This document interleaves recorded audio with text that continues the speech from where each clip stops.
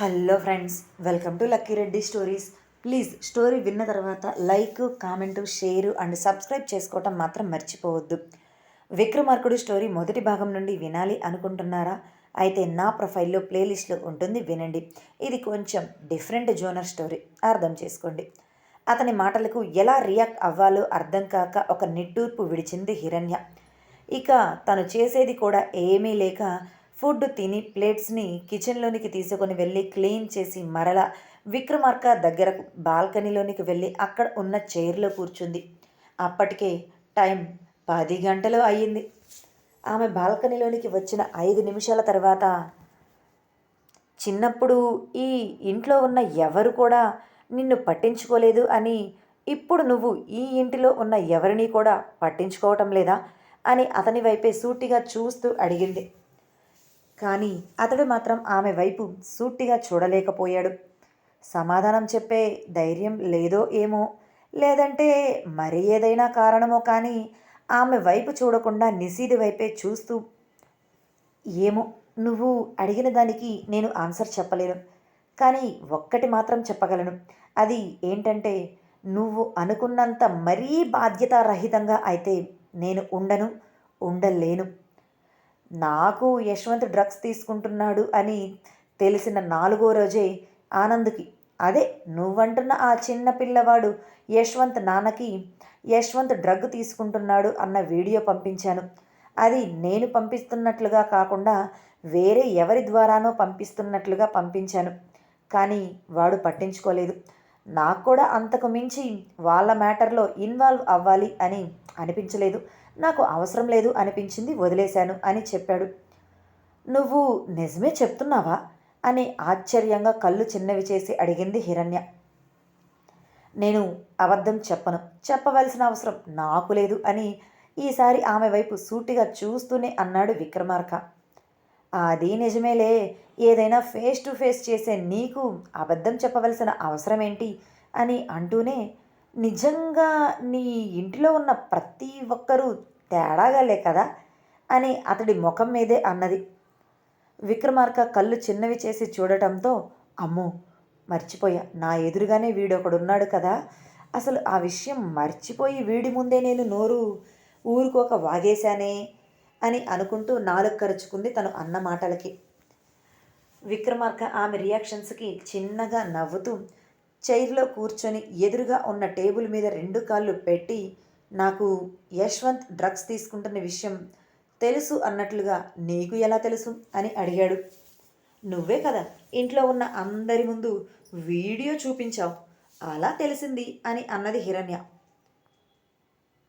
నేను అందరికీ వీడియో చూపిస్తే అది నా ఫోన్లో వీడియో కాదు కదా, మరి నీకెలా అని అంటున్నప్పుడే అతడి బ్రెయిన్లో ఏదో లైట్ వెలిగినట్లుగా అనుమానంగా ఆమె వైపు చూశాడు. అప్పుడు అతడికి అర్థమయ్యింది అన్నట్లుగా ఆమె నవ్వుతూ, నువ్వు క్యాచ్ చేసావు, నాకు తెలుసు నువ్వు క్యాచ్ చేస్తావు అని, నువ్వు అనుకున్నట్లే నాకు అనుమానం వచ్చింది అని అన్నది. నార్మల్గా ఏ స్కూల్ ప్రిన్సిపాల్ని పిల్లల గురించి అడిగినా వాళ్ళ క్లాసెస్లో ఎలా ఉంటున్నారు, ప్లే గ్రౌండ్లో ఎలా ఆడుకుంటున్నారు అనేవి మాత్రమే వీడియోస్ తీసి పంపిస్తారు. కానీ సీసీ ఫుటేజ్ అయినా ఇలా పిల్లలు డ్రగ్స్ తీసుకుంటున్న విషయం వాళ్లకు తెలిసిన పేరెంట్స్కి కంప్లైంట్ ఇవ్వాలి అనుకున్నప్పుడు మాత్రమే వీడియో తీసి పంపిస్తారు. అంతేకాని ఇలా నువ్వు అడగగానే అక్కడ ఉన్న సీసీ ఫుటేజ్ మొత్తం, అంటే డ్రగ్స్ యశ్వంత్ తీసుకుంటున్న ఫుటేజ్ కూడా పంపిస్తారు అని నేను అనుకోను. అలా పంపిస్తే వాళ్ళ స్కూల్ రెప్యుటేషన్ పాడైపోతుంది. ఆ మాత్రం కూడా ఆలోచించలేని ప్రిన్సిపల్ ఈ కాలంలో ఎవ్వరు ఉండరు అని నా ఫీలింగ్. మరి అంత గుడ్డిగా ఎలా పంపిస్తారు అని హిరణ్య చెప్పాలి అనుకున్నది చెప్పింది. అంటే నీకు అర్థమైపోయింది, బాగానే క్యాచ్ చేస్తున్నావు అన్నమాట. నేను అనుకున్నట్లు నువ్వు లాయర్ అవ్వాల్సిందే, బిజినెస్ ఉమెన్ అవ్వాలి అని నీ మైండ్లో నువ్వు తప్పుగా అనుకుంటున్నావు. లాయర్ అయ్యుంటేనా ఇలాంటి లా పాయింట్స్ లాగుతూ ఎన్నో కేసులు పెండింగ్లో ఉన్నవి అన్నీ కూడా క్లోజ్ చేసేస్తావు చాలా త్వరగా అని అన్నాడు విక్రమార్క. అతడి మాటలు ఆమెకు నచ్చినట్లుగా ఫేస్ వికారంగా పెట్టుకొని అతడి వైపు చూస్తుంది.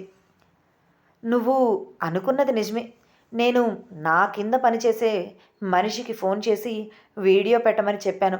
కాకపోతే వాళ్ళ ముందు ప్రిన్సిపాల్‌తో మాట్లాడినట్లుగా బిల్డప్ ఇచ్చానులే అంతే. లేకపోతే వాళ్ళు నమ్మరు కదా!" అని కన్ను కొడుతూ అన్నాడు విక్రమార్క. హమ్! అని ఒక నిట్టూర్పు విడిచి, "మరి ఆ డ్రగ్ అమ్మేవాడు చనిపోవటానికి కారణం ఎవరు?" అని కన్నెగరేస్తూ అడిగింది హిరణ్య. "ఇది కూడా నీకు తెలుసు కదా! నువ్వనుకున్నదే.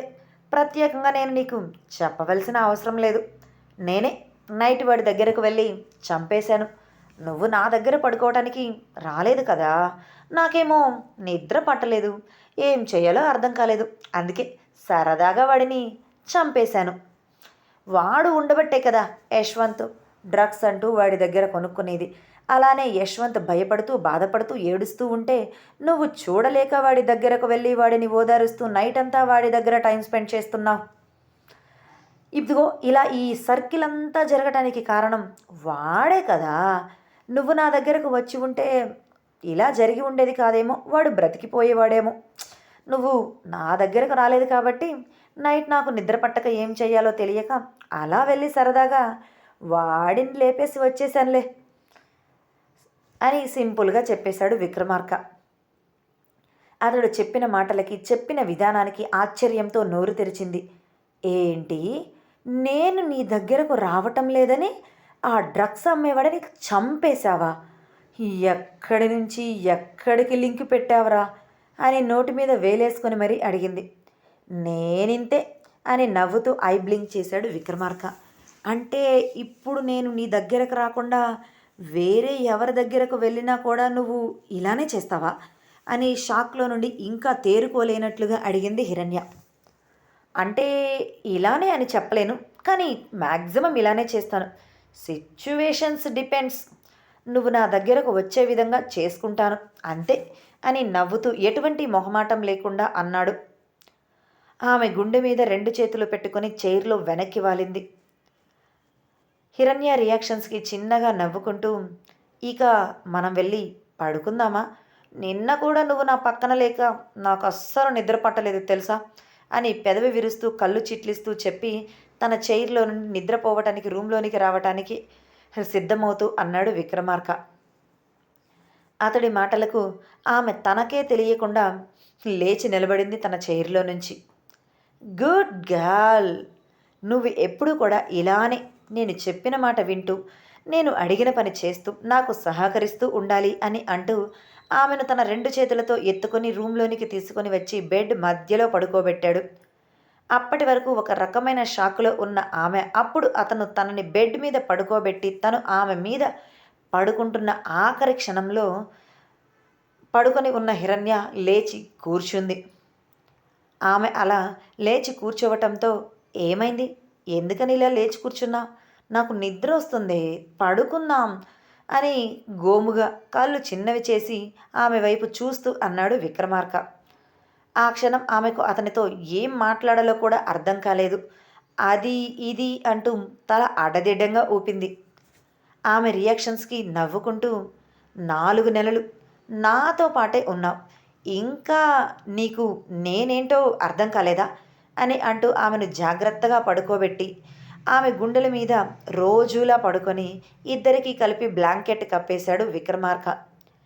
ఎటువంటి ఆలోచనలు లేకుండా విక్రమార్క ప్రశాంతంగా ఆమె గుండె చప్పుడుని లాలిపాటలా మధురంగా వింటూ నిద్రలోనికి జారుకున్నాడు.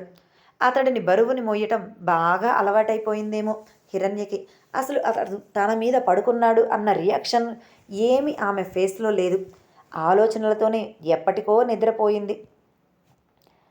ఒకవైపు మంచి, మరోవైపు చెడులా కనిపిస్తూ ఉన్న విక్రమార్క తన జీవితాన్ని ఏ విధంగా మలుపు తిప్పాడో గుర్తుకు రావటంతో ఆమెకు నిద్ర దూరమయ్యింది. అలా ఎప్పటికో నిద్రపోయింది. ఎప్పటిలా సూర్యుడు రాకముందే నిద్రలేచిన విక్రమార్క తన కింద ఉన్న హిరణ్యని చూసి నవ్వుకుంటూ, "నువ్వు ఎప్పుడూ నా దగ్గర ఇలానే ఉండాలి. కానీ ఉండవు అని తెలుసు. కానీ నాకు ఉండాలి అన్న ఆశ తప్ప నా దగ్గర ఏమీ లేదు. ఏదో ఒకరోజు నువ్వు నన్ను వదిలిపెట్టి వెళ్ళిపోతావు. నా గురించి తెలుసుకొని నన్ను ఏడిపించాలి అని నువ్వు నా దగ్గరకు వచ్చావు. నువ్వు నన్ను ఏదో ఒకరోజు ఏడిపిస్తావు అని నాకు తెలుసు. దానికి నేను ప్రిపేర్ అయ్యే ఉన్నాను. కానీ అది ఏ విధంగా అనేది మాత్రం నాకు అర్థం కావటం లేదు. నా ఇంటిలో ఉండి నా ఫ్యామిలీ మెంబర్స్ అందరినీ మార్చాలి అని అనుకుంటున్నావు. నిజంగా, నిజంగా ఇట్స్ రియల్లీ గ్రేట్ మేడం నువ్వు అని మురిపంగా హిరణ్యని చూస్తూ అనుకుంటూ ఉన్నాడు. నిద్రలో ప్రశాంతంగా కనిపిస్తున్న ఆమె ఫేస్ మరింత ప్రశాంతతను తనకు కలిగించటంతో ఇలాంటి ప్రశాంతమైన రోజు నాకు జీవితాంతం కావాలి. కానీ అలాంటి రోజు నాకు దొరకదు అని తెలుసు అని అనుకుంటూ ఆమె నుదుటి మీద, బుగ్గ మీద, పెదవుల మీద అలా ఫేస్ అంతా కూడా ముద్దులు పెట్టాలి అని మనసులో అనిపించినా కూడా ఆఖరి క్షణంలో ఆగి ఆమె 2 చేతులను తీసుకొని ఆమె అరచేతుల మీద ముద్దు పెట్టుకొని అక్కడి నుంచి వెళ్ళిపోయాడు. అతడు తన చేతుల మీద ముద్దు పెట్టుకున్నా కూడా తెలియనంత గాఢమైన నిద్రలో హిరణ్య ఉంది. అలా విక్రమార్క నార్మల్గా అయితే జిమ్ రూమ్కి వెళ్ళేవాడు. కానీ ఆ రోజు తనకి జిమ్ కూడా చెయ్యాలి అనిపించకపోవటంతో హిరణ్యకు తెలియకుండా ఇంటిలోనే ఉన్న మరొక సీక్రెట్ రూమ్లోనికి వెళ్ళి అక్కడ ఉన్న ఫొటోస్ని చూడటం స్టార్ట్ చేశాడు. ఆ ఫొటోస్ అంటే తనకు చాలా ఇష్టం. ఎన్నో కలెక్షన్స్ తనకు ఇష్టమైన వాళ్ళవి అన్నీ కూడా తీసుకొని వచ్చి భద్రంగా ఆ రూమ్లో దాచిపెట్టుకున్నాడు. ఆ ఫొటోస్లోకి ఎప్పుడు హిరణ్య ఫోటో వచ్చి చేరిందో అతనికే తెలియదు. అలా తనకు ఇష్టమైన వాళ్ళ ఫొటోస్ చాలా తక్కువ మాత్రమే ఆ రూమ్ నిండా ఉన్నాయి. ఇప్పుడు ఆ రూమ్లో హిరణ్య కూడా ప్లేస్ సంపాదించుకుంది. హిరణ్య ఫోటో దాదాపు 2 నెలల క్రితమే పెట్టుకున్నాడు. కానీ అప్పుడు ఆ ఫోటో తనకు ఇష్టమైన వాళ్ళ మధ్య తనకు సీక్రెట్ రూమ్లో ఎందుకు పెట్టుకున్నాడు అనేది అతనికే ఐడియా లేదు. కానీ ఇప్పుడు మాత్రం మనస్ఫూర్తిగా ఆమె ఫోటో మీద చేతితో టచ్ చేస్తూ హ్యాపీగా ఫీల్ అయ్యాడు. అలా ఎంతసేపు ఉన్నాడో తనకే తెలియదు. బయట తన ఫోన్ రింగ్ అవుతూ ఉండటంతో అప్పుడు తన ఆలోచనలని పక్కన పెట్టేసి సీక్రెట్ రూమ్ నుంచి బయటకు వచ్చాడు. విక్రమార్క ఫోన్ రింగ్ సౌండ్కి నిద్రలేచిన హిరణ్య, అబ్బా ఈ డిస్టర్బెన్స్ ఏంట్రా బాబోయ్, ఎక్కడున్నాడు ఈ విక్రమార్క, ఫోన్ మోగుతుంది, నిద్ర డిస్టర్బ్ చేస్తున్నాడు అని అనుకుంటూ లేచి ఇల్లంతా చూస్తూ ఉన్నప్పుడే విక్రమార్క సీక్రెట్గా ఉన్న రూమ్లో నుంచి బయటకు రావటం హిరణ్య చూసేసింది. తను ఏం చూస్తుందో అర్థం కాక కళ్ళు నిలుపుకొని మరొకసారి చూసేసరికి అతడు ఆ రూమ్లో నుంచి పూర్తిగా బయటకు వచ్చేసి లాక్ వేసి ఆమె ఎదురుగా వచ్చి నిలబడ్డాడు. అప్పటికి ఫోన్ రింగ్ అయి పాపం అలసిపోయి ఆగిపోయింది. నువ్వు ఇప్పుడు ఎక్కడి నుంచి వస్తున్నావు అని అనుమానంగా కళ్ళు చిన్నవి చేసి విక్రమార్క వైపు చూస్తూనే అడిగింది హిరణ్య. అవన్నీ ఇప్పుడు నేను నీకు చెప్పకూడదు, నువ్వు వినకూడదు, అంతకుమించి చూడను కూడా చూడకూడదు, సీక్రెట్స్ అని నవ్వుతూ ఆమె బుగ్గ తట్టి ఫోన్ తీసుకొని చూశాడు. చారీ నెంబర్ అవటంతో ఆఫీస్లో ఏదైనా అర్జెంట్ మ్యాటర్ ఏమో అని అనుకొని ఆమెను పట్టించుకోకుండా ఫోన్ తీసుకొని బాల్కనీలోనికి వెళ్ళిపోయాడు విక్రమార్క.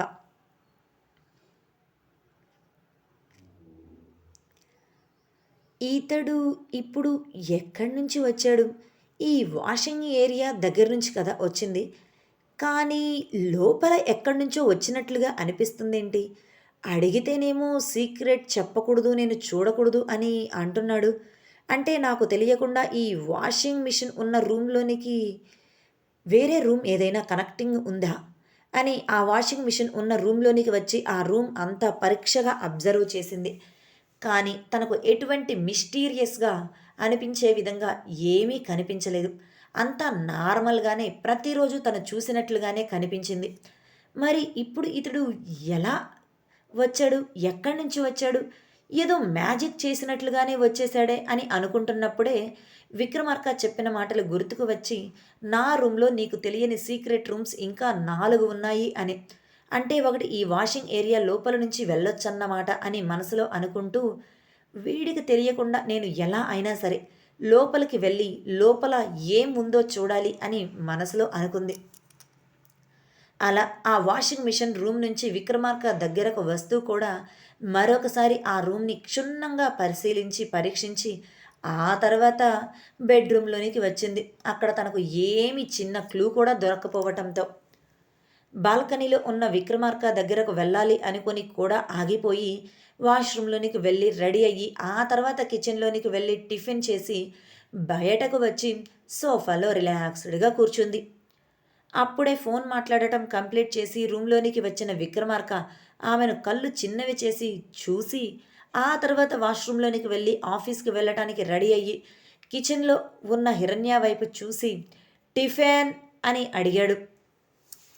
ఆమె ఏమీ మాట్లాడకుండా అతడి కోసం టిఫిన్ ప్లేట్లో పెట్టుకొని వచ్చి అతని చేతికి ఇచ్చింది తినమని. అతడు ఆమె చేసిన ఆ ఉప్మాని తింటూ, నీకు ఈ ఉప్మా అంటే అస్సలు ఇష్టం లేదు కదా, ఎందుకు ఉప్మా చేసుకున్నావు అని అడిగాడు విక్రమార్క. ఉప్మా అయితే ప్రిపేర్ చేయడానికి పెద్దగా టైం పట్టదు, త్వరగా అయిపోతుంది అని చేశాను. అయినా నా జీవితంలో నా ఇష్టంతోనే అన్నీ జరుగుతున్నాయే ఏంటి? నా ఇష్టంతో సంబంధం లేకుండా ఎన్నో జరిగిపోయాయి. అందులో ఈ ఉప్మా కూడా ఒకటి. ఈ టిఫిన్ విషయంలో నేను ఆలోచించను అని ముఖం మీదే చెప్పేసింది. నీ జీవితం గురించి నీకు ఒక ఐడియా ఉంది కదా, అది చాలు. ఒక క్లారిటీ ఉంటే ఇక ఎటువంటి ప్రాబ్లం ఉండదు అని చెప్పి, సరే ఇక నేను ఆఫీస్కి వెళ్తున్నాను, బాయ్ అని కూర్చొని ఉన్న ఆమెను లేపి గట్టిగా హత్తుకొని బుగ్గ మీద ముద్దు పెట్టి, ఇది డైలీ జరుగుతుంది, అలవాటు చేసుకో. నీకు నచ్చదు అని తెలుసు, కానీ తప్పదు అని నవ్వుతూ కన్ను కొట్టి చెప్పి తన బ్యాగ్ తీసుకొని అక్కడి నుంచి వెళ్ళిపోయాడు విక్రమార్క. అతడు ముద్దు పెట్టిన చోట చేతితో రుద్దుకుంటూ, దొంగ సచ్చినుడు, ఏదో ఒకరోజు వీడి పతనం నేనే చూడాలి. ఆ పతనం కంపెనీలో లేదు, ఇల్లు కాదు, ఇతడి మైండ్ మొత్తం కూడా డిస్టర్బ్ అవ్వాలి. అలా అలా ఇతనిని నేను పతనం చెయ్యాలి. మొన్న 2 రోజులు ఇతడి గురించి నేను తెలుసుకుని ఇతనితో చెబితే కొంచెం డిస్టర్బ్ అయినట్లుగా కనిపించాడు. కానీ ఆ డిస్టర్బెన్స్ నాకు తెలియకూడదు అని చాలా బాగానే మేనేజ్ చేసుకున్నాడు. అలా డిస్టర్బ్ చేయాలి అని అనుకుంటూ ముందు ఇతడు చదువుకున్న స్కూల్ అలానే పనిచేసిన హోటల్ ఏదో తెలుసుకోవాలి. అప్పుడు ఇతని గురించి దాదాపు ఒక క్లారిటీ నాకు వచ్చేస్తుంది అని అనుకుంది. యశ్వంత్ స్కూల్కి వెళ్తూ హిరణ్య అని గట్టిగా పిలవటంతో ఆలోచనలతో ఉన్న హిరణ్య రూమ్లో నుంచి బయటకు వచ్చింది. బయట యశ్వంత్ తన కోసమే ఉన్నాడు అని అర్థమై, ఏంటి యశ్వంత్ అని అడిగింది. ఇదండి ఇవాల్టి స్టోరీ. మరలా రేపటి భాగంతో కలుసుకుందాం. Please stay tune, like, comment, subscribe. Thank you.